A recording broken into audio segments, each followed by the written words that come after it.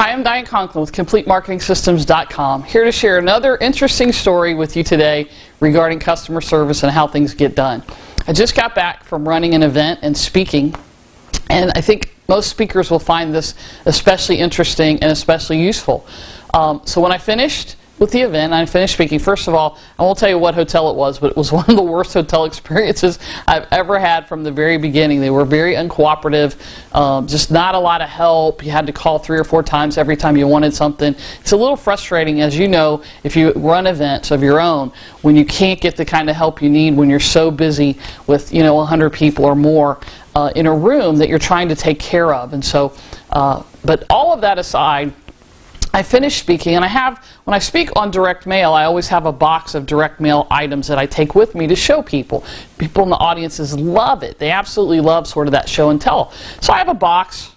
It doesn't look very good at the moment, but I have to, my staff is replacing the box for me, of things that I take. And so, the order forms and everything go in there. And so at the end, I always take a return label with me that I have my print house just go ahead and print out. I put it in the box, so I don't have to look for a FedEx form. I don't have to do any of that. I'm pretty self-contained. I try not to be a high-maintenance kind of gal when I travel.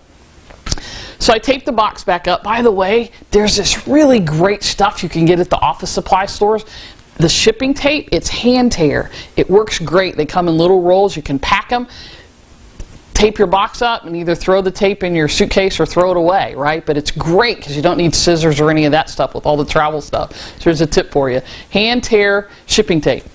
So I got the box all taped up, and I went up to the front desk. I handed the box over to the gal and said, "Can you take care of this for me? This needs to go out on Monday." And she said, "Sure, no problem." So I always have my staff track these boxes on the way back. Box doesn't leave on Monday. There's no tracking for the box on Tuesday.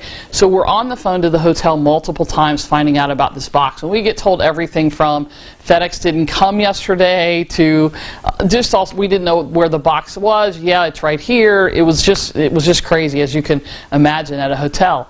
And so the long and short of it was, even though we never got return phone calls when we called and asked. I finally called my contact at the hotel, and she said she'd check on it, never got a return phone call even from her. So this is a business-wide customer service issue and problem that they're having. It was not an isolated incident because it happened everywhere in the hotel.